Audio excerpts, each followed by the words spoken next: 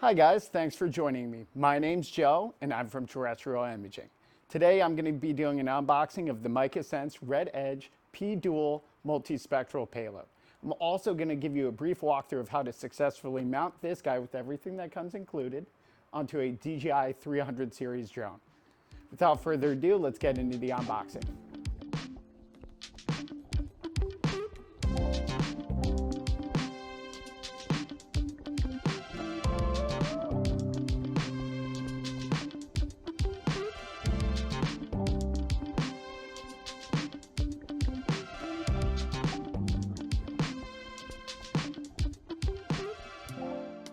All right, guys, so that's the entire unboxing.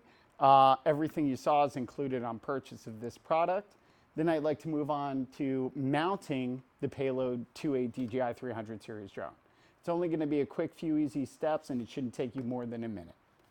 So first of all, I'm going to grab the included mount and the wire. I'm going to feed the wire through the drone arms and leave this to rest on top for a second. Then I'm going to grab our payload. This is important. The red sensor should always be facing forward. And then if you notice right here is a little plug, that's where we're going to connect the other end of that wire to. So now I'm just going to connect this to the gimbal on the bottom, twist it in. Then I will grab the other end of that wire, plug it in just like that.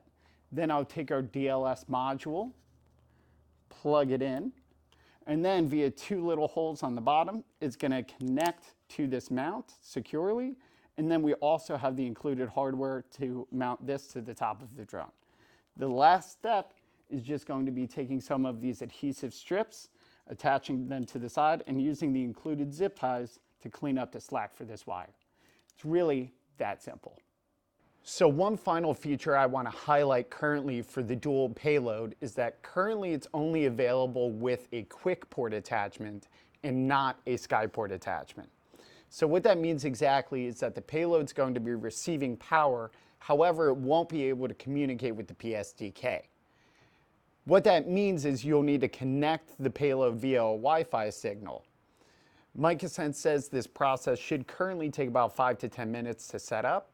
If you guys have any questions or you'd like to see the information yourself, I'll be providing a link to that in the description below.